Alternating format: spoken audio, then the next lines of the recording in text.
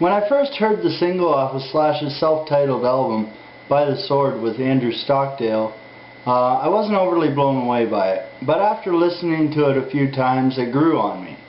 So when I bought the CD I wasn't really expecting to be blown away, but I was hoping that it wouldn't be a complete waste of money.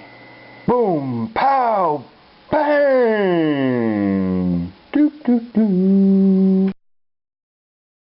When I bought it, I wasn't really sure what to expect. I bought it more out of curiosity than anything. It took a couple times listening through it to warm up to it. I wouldn't go hyping it up, and I never really fell in love with the album, but I wasn't overly disappointed. Although the whole CD felt like Slash was more the guest appearance than the actual guest on it, it was well put together. Now I'm not a huge rock fan, so I didn't recognize all the names that were on the guest list, but I was eager to hear Fergie's input on Beautiful Dangerous, just because I expected her to fail. But I have to admit, she impressed me. Now, I had my standards set pretty low, so it wouldn't take much, but she rocked it. I was trying to think of somebody who she sounded like, who she reminded me of, and the first name that popped in my head was Biff Naked. And then I let my girlfriend listen to it, and she said it sounded more like Pink, which actually made a lot more sense after she mentioned it. Either way, she's probably the biggest surprise on the CD, in my opinion. As for biggest disappointment, I'd have to say Kid Rock on I Hold On. I've never really been a Kid Rock fan, but I did expect him to do a bit harder rock song than what he did. I don't know, it's not a bad song, it's just not what I expected, considering the combination. My favorite song by far is Watch This Dave, featuring Dave Grohl and Duff McKagan.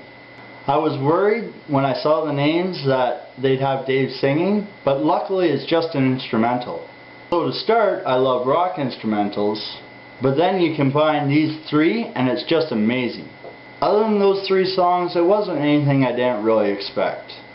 You got Ozzy, who sounds like Ozzy, Chris Cornell, Adam Levine, Lemmy Kilmeister, Iggy Pop, none of them big surprises for me. You just get the added bonus of Slash's amazing guitar work on every song. All in all, what it boils down to is it's a decent mixed rock CD. 13 different artists on 14 different tracks. Had I known what I was getting beforehand, I would still have bought the CD. I wouldn't say rush out and get it right now, but definitely a decent enough CD to go pick up when you got the money burning a hole in your pocket.